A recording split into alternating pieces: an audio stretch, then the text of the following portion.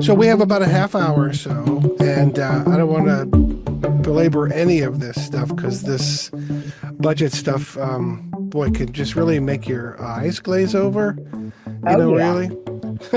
So, yeah, so I do have a presentation, some slides. I just want to roll through that, and I'm going to show you some figures, and then hopefully with what we sort of talk about tonight. Maybe some of this will be new for you, maybe some not. I don't know. um, that you'll be able to go back to the financial records that we have and kind of look through that as a citizen and kind of go, oh, wait a minute. Why? What? This doesn't make sense. I'm going to tell you something. There is actually a serious um, error in the 25 budget, which was passed by council on Thursday. I asked Pat to give me that budget, and it's so she gave it to me. It's posted on the internet, and so the borough website. And so I was going through it. Oh, I found a major error in that. Did So you? yes, Good. I'm going to let Pat and Jason know about that tomorrow. But so we don't have a balanced budget after all. Well, I'll show you what I mean as we go through this. Um, Okay. okay, so let me share. Let me share. Okay, can you all see this? Yes. Okay, I'm not going to make this fancy schmancy, but this is a little presentation here that I worked up. Okay, about the budget. So the budget is just this basically an informed expectation of what our revenues will be and what our expenditures will be in the future, right? I mean, it's not any more complicated than that, right? And so what we're dealing with the West Mayfield budget process is the general fund. There's a focus on the general fund, which is the discretionary monies that we have to pay for goods and services, right? However, the budget and finances are much, much bigger than just the general fund. For example, we have all kinds of money in different funds. They are what they call entitlements, right? They're earmarked for certain things. Liquid fuels monies, for example, right? We can't use that for any other thing outside of its designated use, right? So, really, a budget should really take into account the general fund plus all the entitlement funds, the investment funds that we have. We have any long-term, short-term goals, really the big picture. I'm going to show you. Um, so today, New Brighton Borough just published their notice of their budget, and I have it down here. If you could see, they say the 25 budget includes revenues and expenditures as follows: the general fund, stormwater fund, capital fund, state fund, police pension fund. So what they include in their process of doing the budget is more than just the general fund. So to me, it seems like we are very narrowly focused, too narrowly focused on the general fund that we have and not focused enough on all the other monies that we have that actually go into projects and go into things that we will do in 2025, right? If you look at the budget that council passed, it doesn't say anything about road paving on there at all. But I come to find out that half of the road paving comes out of the general fund and half comes out of the liquid fuels fund. Right. You never know that by looking at the budget, and they're looking at the presentation by the Secretary Treasurer, finances, and so forth. It's just not done, and I think it's a very incomplete picture of borough finances, right? So what we have, to make sense of the budget are these necessary financial data. Of course, the budget amounts, those forecasts, like we put in, what are we going to spend on street lighting next year, right? And then the actual amounts. These are the two types of amounts that I think are just critical. The budget, of course, and the actual amounts. What did we spend last year on street lighting? What did we spend the year before? What did we spend the year before that and the year before that? And when you look at those actuals, can you see a trend, right? Are we increasing 1% every year? Are we increasing 3%, 4% every year, right? Those kinds of trends should help us inform what the budget assumption is going to be. Because if you're going to put, oh, well, let's just increase last year's budget by 3%, maybe you don't have to. Maybe you Right. don't have to do that at all, right? So you're unnecessarily locking up money in the budget unnecessarily, right? So this is all really about, trying to get as accurate as possible by using the data that you have. And of course, all the data that I'm using here is stuff that I got from the borough website, the financial reports, monthly financial reports. I always thank Nora because she's the one responsible for getting those to the public, and I post them now. And the municipal budgets, you can see these here in green. And then we have our audits, which are, we're always about a year behind or so on the audits. So we don't have the 24 municipal audit. This is why we pay 7,000 bucks or so to an audit firm, accounting firm, to go back and look at all the numbers and see what we actually spent. And so when you see actual numbers and what I'm presenting here tonight, that's where I got them. I got them from the municipal audit. Now that audit, some figures are in there, some line items are in there that are also in the budget, and some aren't. So it's a screwy kind of process, if you ask me. But Yeah. and feel free to just jump in here if you have any questions or comments.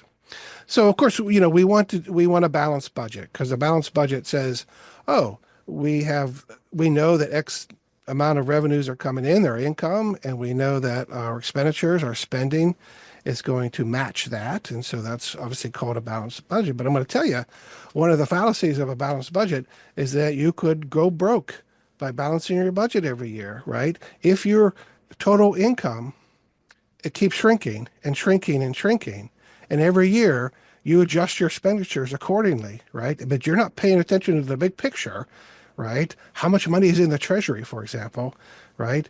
You might have a balanced budget every year, but you're going to dwindle, dwindle, and dwindle with your Treasury, which will then cause problems for the goods and services that you want to provide. So it's like rearranging the deck chairs on the Titanic. They could be all nice and neat, but your ship's still going down, right? And I'm going to show you. Okay. I'll demonstrate how we are actually going downhill with our Treasury later on here. So, of course, when we talk about a budget deficit, that just means that our spending is exceeding our income, right? We're in the red. And when we talk about a budget surplus, that means that our income exceeds our spending, right? Just the inverse, that we are in the black, right? That's kind of where you want to be, certainly in the black. So I mean, you just have to remember that this budgeting stuff, these are just estimates. They should be informed and calculated estimates, and they should try to be as accurate as possible, right? So there are three outcomes. Either you're on target. Hey, we think our light bill was going to be 20,000, and guess what? We ended up paying 20,000. Man, you're right on the nose, right? You can't get any better than that. You could Right. you could be over, right? You could say, "Oh, well, we budgeted 20,000, but our light bill was 18." So you locked up 22,000 2,000 bucks because you were off. You were over on your budgeting. And worse, if you're under budgeting, right? If you say, Mhm. well, we're going to budget 20,000 for our light bill, but the bill turned out to be 22,000, then you had to pull 2,000 bucks from somewhere else, right?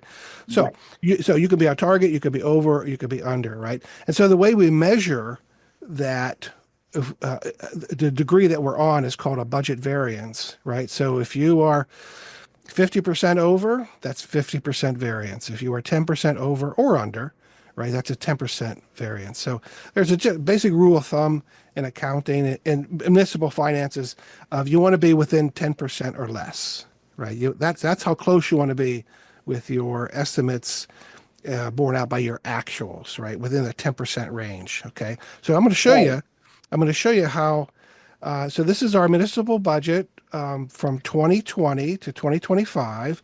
This is for the legislative governing body. This is the salaries for council. These are the dues, subscription. This is the stuff that pays for the governing body, right? So you can see here. So what is in blue is the budgeted amount, and what is red Okay. is the actual amount for 2020.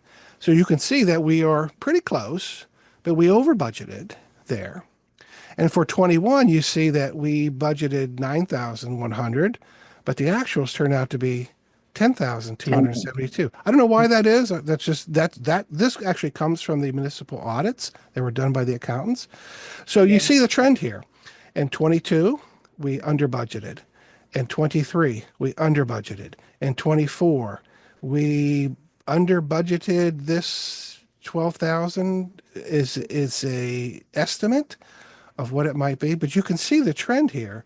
We are under budgeting in relation to our costs. So if anyone were paying attention to the budgeting trends, they would say, well, wait a minute, why do we keep under budgeting this line item? Maybe we should Okay, adjust. can I ask a question? Jump Yeah, in. yeah, Is go ahead. this page that you have right here is this just the cost of everyone on council's is this everyone on council's money since they get paid? Yeah, And the borough workers? there are three things. There are three things under legislative governing body, right? That's a category. Okay. 400 is what the number is. And that is, if you look at our budget, that is the salaries of council, the dues, memberships to borough, Pennsylvania State Association of Boroughs, Okay, good. and stuff. There is, well, here, I'll show Is this you. borough workers also? No, this is not workers. This is under a legislative body. So salaries of council, dues, subscription, membership, and meetings and conferences. Those three items, right, are under this legislative category, right? So I took the totals, and I put the budgeted totals for each year, and I took the actual totals and I lined them up, and you could see that we're way off. We're way off, right? And you can see the trend lines here. Yeah. So, okay. But you know, if you think about, like, if you're looking at this, okay, 1 year you're off, 2 years, okay, we're off again, 3 years, wait a minute, we're doing something wrong here. 4 years, wow, why do we keep doing something wrong here? You see, those are kinds of questions that if you were looking at this, you could raise, Yes. right? And so here's another example. So this is for diesel fuel. Okay, so this in 20, the blue is what we budgeted, and the red is what we actually used. So you can see there's a considerable difference there. In 21, we budgeted $3,000, but whoa, we used $4,800 worth. Okay, you know, something comes up, okay, that happens, right? So that in itself is not necessarily a problem, but it's the patterns that you want to look at. And so 22, you see also we under budgeted, again, budgeted 4,000. Oh, wait a minute, 6,100, way off. And then 23, I don't know what happened here, budgeted $6,000, right? Which would make sense if you looked at the previous year. Well, let's budget, but look how much was actually used, 2,400, right? So you see the big gaps there between the big distances. This is your budget variance here.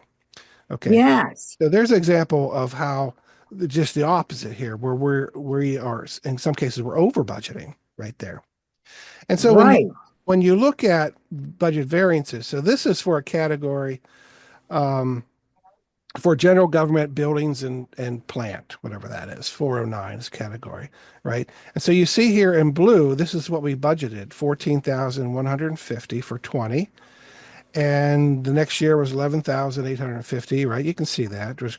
I lost you for a second. What is this? Okay, this is for general government buildings and plant. I don't know, just, keeping the buildings running, right? Okay. But you see the line here is the actual, and the blue bars are the budgeted, right? So you can see here on 2020, you see this is a 40% variance, right? Remember, 10% is where you want to be, 10% or less, right? We're 4 times over, right, where we should be. And 21, we're 10%, kind of right there on the maximum tolerable variance. And 22, you see right here, this is 4%. You're definitely within the range. Okay. And back in 23, now we're back to 34% out of whack, right? You see, we're over budgeting all these years except for 22. And then, of course, when we come to 24, we budgeted 13,350. We also budgeted the same amount for 25. But if you see the trend line here, and this is a statistical Right, estimate of where this whole trend is going, you're going to see it looks like we're going to under budget, right? For this year and next year, right? right. So, but you think about, okay, so actuals for 24, right? Well, the borough secretary treasurer should, we're into the last quarter of the year, right? So all the Yeah. things that we spent all the year, those actuals should be pretty, at least 80% of the actuals should be in, I would imagine by the end of the year, but you guys aren't working with any actuals really. So this is what you end up with, right? So, but my point here is that look at these variances, and you can see that we're all over the map with a lot of this stuff.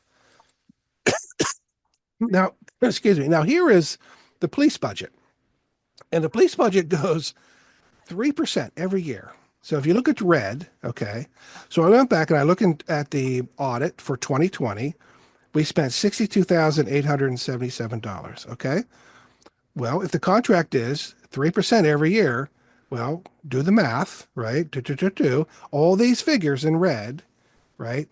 For 21, 22, this comes right out of the audit numbers, 3%. You see that yellow slope, how just perfectly straight it is going upwards? But look at the blue. This is what we're actually budgeting. Why are we not budgeting exactly what we're spending? I don't understand it.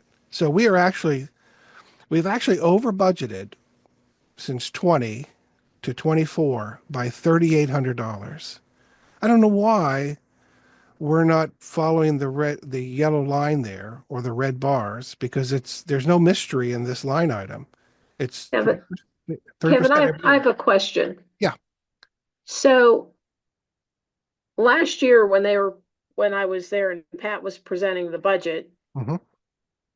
it my perception was she's the one that figured out the numbers and presented it. Oh, last year we did this, and so we're going to do this, or we're going to keep it.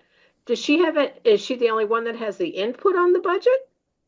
Uh, Like that comes up with the figures that, Apparently so. Apparently so. wow, And well, that's a bit of a problem, as we'll yeah. see. We'll see later on. I got a couple talking points on that a little bit later on. And I Yeah. wondered about that last year, and I'm thinking like, well, I know she's the treasurer or she's whatever she is, the secretary, but shouldn't the finance committee or something have been involved in that and they looking at these numbers? Yeah, and I think this year, Jason Heaton, who's the chair of the finance litigation, I think he has been involved with running the numbers and being involved with this, which is good, right? It's a good thing. Oh, most definitely. Yeah, Yeah, yeah. you need another set of eyes on this to, as you said, it says 3%. Why are we budgeting so much more than the additional than the 3% increase? Yeah, it makes no sense. I mean, it No, just it makes zero sense. But that's what we're so the way I framed it here is so $3,800 over the last 5 years was actually tabled, locked up, sequestered, however you want to put it, from kept from other programs, right, over time. right. So yeah. So I'm going to show you here. So this is street lighting here. Now this is a table. It's not a graph, it's a table. So you can see 20 all the way to 25. You can see what we budgeted here. And then the next row is the actual. So you see in 2020, we said, okay, we think we'll spend $18,200 on street lighting. Oh, we actually spent 18,833. Ooh, we under budgeted. Okay. So the next year, 19,200. Okay. Just bumped it up $1,000. Oh, pretty much close, right? 19,258, just $58 off. Boy, can't get better than that, really. 22, right? About $200 off. And 23, budgeted 20,000. The actual was 20,524. So we're off $500 there, right? And so in 24, $22,000 was budgeted. And then also in 25, $22,000 was budgeted, right? So if you look at what's in pink or salmon, whatever color that is there. So what I did was I looked at every month in 2024 and I found where Pat made a Duquesne Light street lighting payment. And I added all those up all the way up from January through October. And then I found the average of that and I just added November and December averages. And so I'm estimating that our electric light bill will be $20,870 this year, based on what is in the financial monthly reports, right? The checks that Pat wrote. So this looks like we're going to be over $2,000. We will over budget $2,000 for 24. And if you project out, it looks like we will over budget again in 2025. So, I mean, this is where trends could tell you, like, are you in the zone? Are you not? Are you under? Or are you over? Right? Again, because every line item that you are off will add up when you have 50, 60 line items to your budget, right? $100 here, $1,000 here, uh, so this is street lining. Now, at the meeting, Pat said they talked about street lining. She says, "Oh, we spent $17,000. This was October 30th, and I didn't have my paperwork, but I ran those numbers a day before, and I knew she wasn't correct. So Pat brought wrong numbers to the meeting, and then I don't know, they talked about it, and they came up with this number, 22,000 for 25. I don't think it's correct. I think it's over budgeted, um, but that's how it works out. Right? Does that make sense? Yes. Yeah. So remember this $22,000 for 2025. We're going to come back to that. Okay, so so we talk about the money, the income, and the outflows, and all that sort of stuff. So really, that's different than the Treasury. Remember, I said you could balance your budget every year, but your Treasury could be shrinking, right, or growing.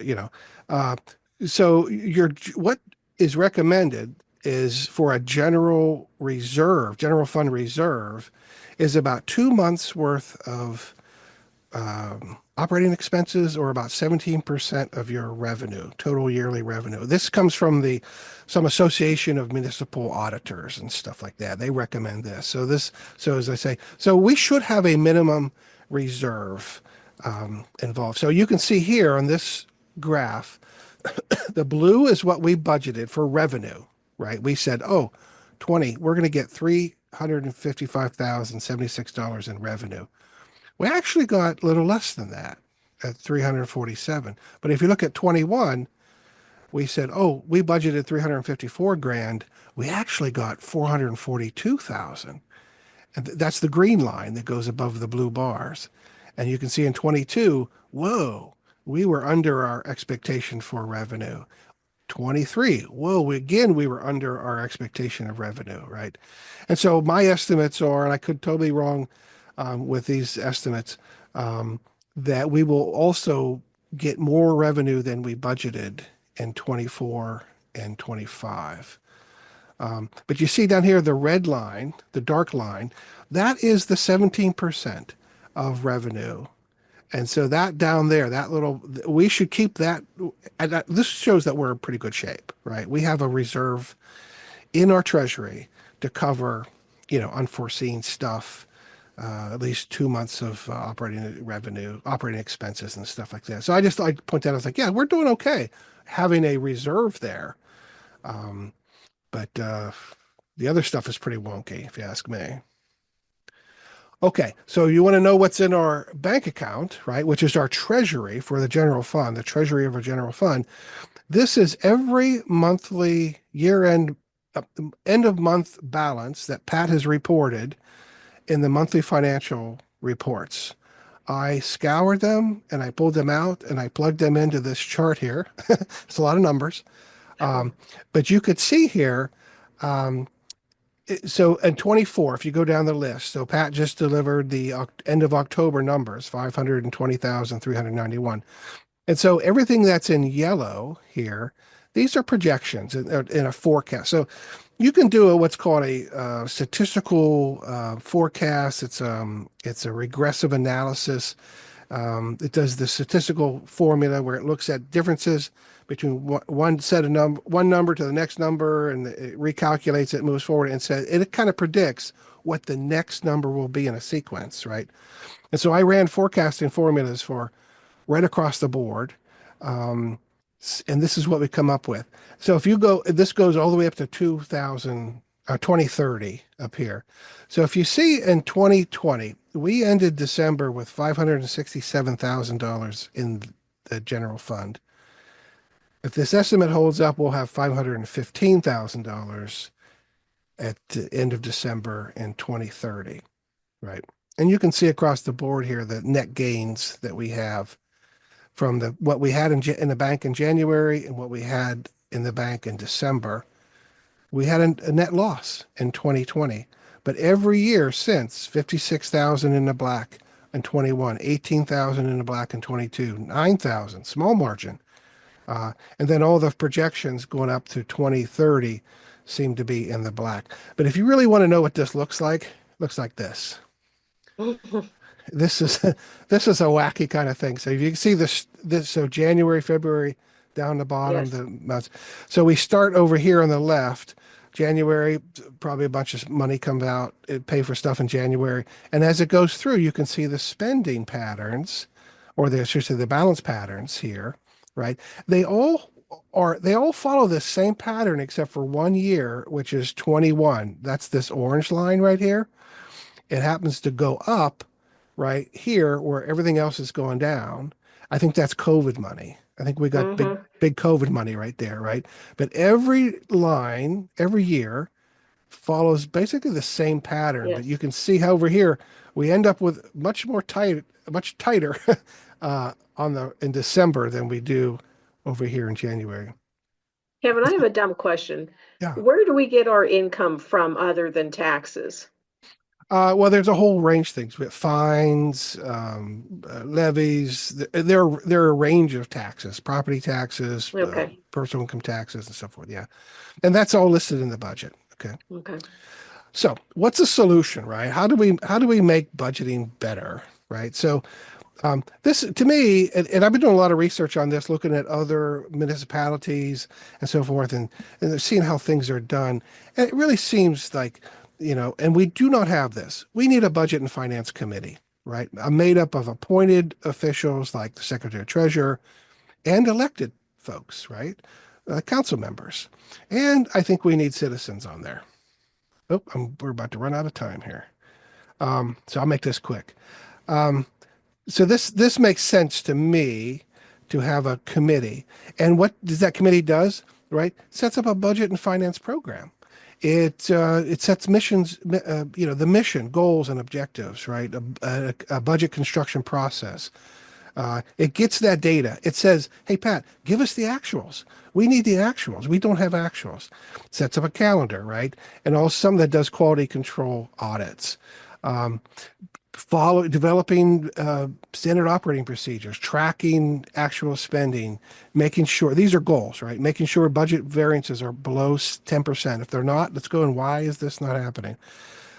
Maintaining a specific reserve balance, performing every 2 years a quality control audit, and why not run projections out 3, 5, and 10 years out to kind of see where we're going in terms of our finances, right? Not just our general fund, but our overall finances. And so here is this my last slide here. This is the budget breakdown for 20 to 2025. And you can see in 20, we balanced the budget. 21, we balanced the budget. 22, we balanced the budget. And we balanced the budget again in 2025 on paper, right? But if you look at the actuals here, oh, we said we would get 355,000. We only got 347, right? Oh, we thought we'd spend 355. We ended up spending 379,000. And you can see right across the board that the actuals do not match the budgeted figures. Some years are way off, right? And so here we are in 24. We don't know what actuals are. I don't know how they did a budget without looking at the actuals for this year. They're there. They're there. They just weren't presented. So we don't know what the actuals are for that. And so 25, of course, we don't know the actuals. You can sort of forecast that stuff here. But I want to point out here, I got to check our time here. Okay, it's just you and me, Kevin. Oh, did we lose? Yeah, I think we've lost her about 10. Oh, Go, I Nora. think. Nora was waiting and I didn't. I didn't get Nora in here. I didn't see her. Okay. Nora, Nora.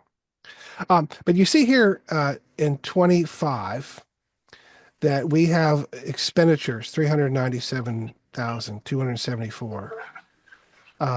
Nora, can you hear us, Nora? Yeah. Okay. I didn't see you're waiting there and the because I have an open window here. I'm sorry about that. Oh, that's okay. So we said we are going to balance the budget at 397,000. So I want to show you something.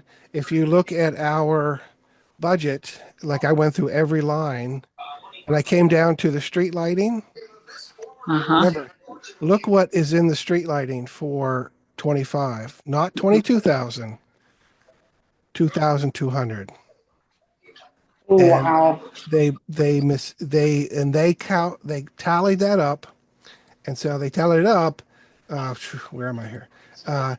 So we are what we should be for expenditures is 417,000. We're 19,000 over budget. And no one seems to know that yet. You guys are the first to know that.